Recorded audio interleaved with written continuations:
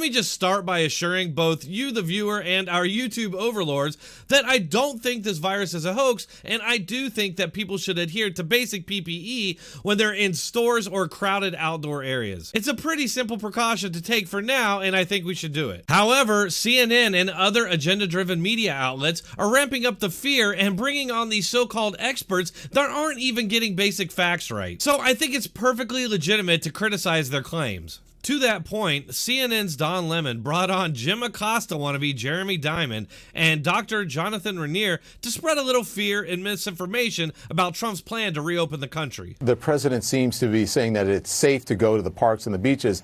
Does that argument make any sense to you?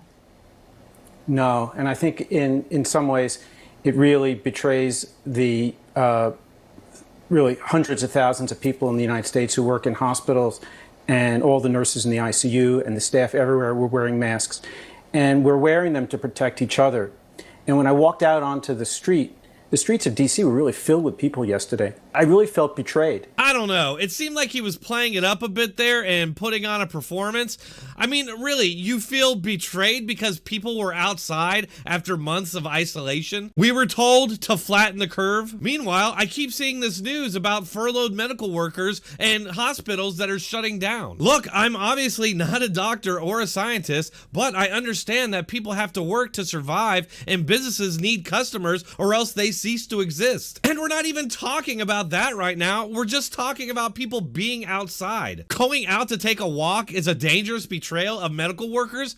If I wear PPE or stand 6 feet apart, everything should be okay, right? Sorry for interrupting. We'll get right back into the video, but first, just give me a quick minute to tell you about this free special offer for my subscribers. It's tough right now to get your hands on gold. Dealers just can't get enough, but we know it's time to protect your wealth. Time to protect your family. Did you know that you can buy, sell, and spend physical gold with Swipe with Gold? It's super easy with our mobile app to buy real gold for better financial security.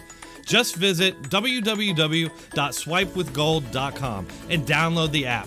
Register, and your prepaid debit MasterCard will be delivered by mail in just a few days for free. When you get your card, you just load on your cash. Then you're ready to buy, sell, and spend in real gold. It's that simple. You can withdraw your money anytime at any ATM that accepts MasterCard. So visit www.swipewithgold.com.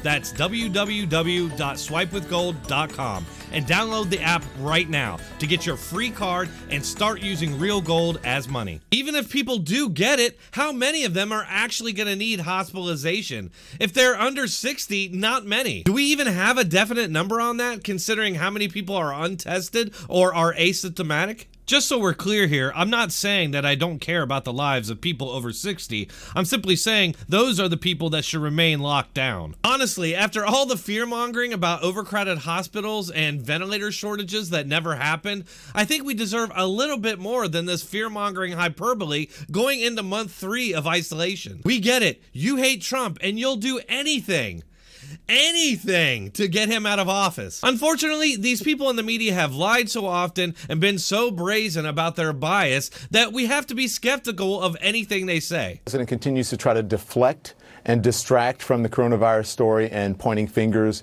at others.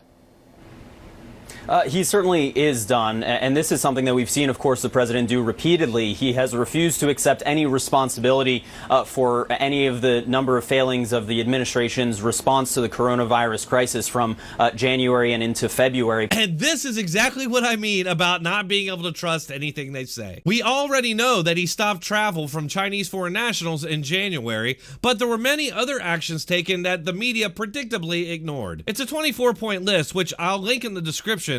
But just to name a few things, February 2nd, CDC expanded enhanced entry screening to 8 major airports. February 4th, FDA issued an emergency use authorization for the CDC diagnostic. February 5th, Trump admin officials briefed lawmakers on the federal government's coronavirus response efforts. And it goes on and on and on, all through February. Something I've been asking people on Twitter, who then inevitably block me, is why Obama was never blamed for H1N1 or flu deaths during his administration, but then suddenly a Republican gets in office and they're blaming them for virus deaths. I never get a response response other than "but Obama," but these people don't seem to know or care that they're utter hypocrites. It's not about what Obama did or didn't do, it's about equal standards being applied. The fact is, Democrats and the media want to blame Trump for COVID deaths for obvious reasons.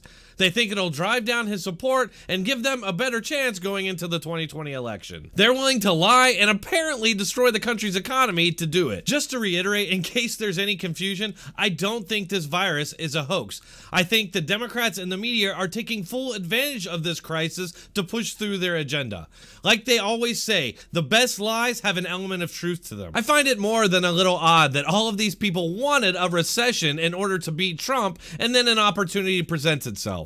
President Trump is attempting to downplay growing concerns that the U.S. economy could be headed for a recession. Even in the face of some economic warning signs, the president and his top aides are now brushing off fears of a recession down the road.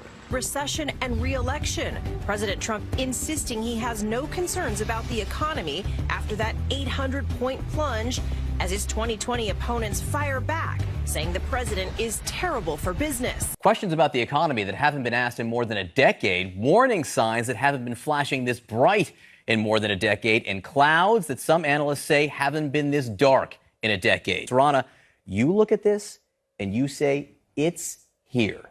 It's here. And in fact, I said that on Sunday in a column, and I'm not sure whether to be happy that I was right or really devastated that my retirement savings has gone to. Because obviously we are now heading into the election season. The president has been underwater for his entire presidency in terms of job approval. The one area where he's been above is the economy. If the economy goes south, he is in a world of hurt. Are you playing Allison? You want to play Allison? No, you play Allison. All right, Allison asks, is there anything that he could do that would lose you? And Daryl, his most ardent supporter, says, start losing money. It's one of the things that I've often thought is, when will Republicans in Congress stand up to the president on some of the offensive things he says?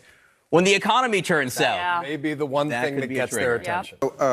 I've been saying for about 2 years that I hope we have a recession. And so, yes, a recession would be very worth getting rid of Donald Trump and these kind of policies. You know, and it would get rid of him.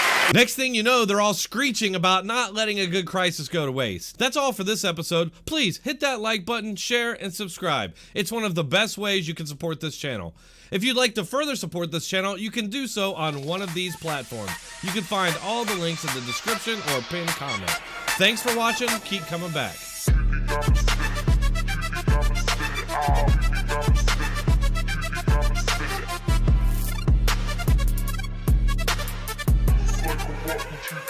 Like a rock.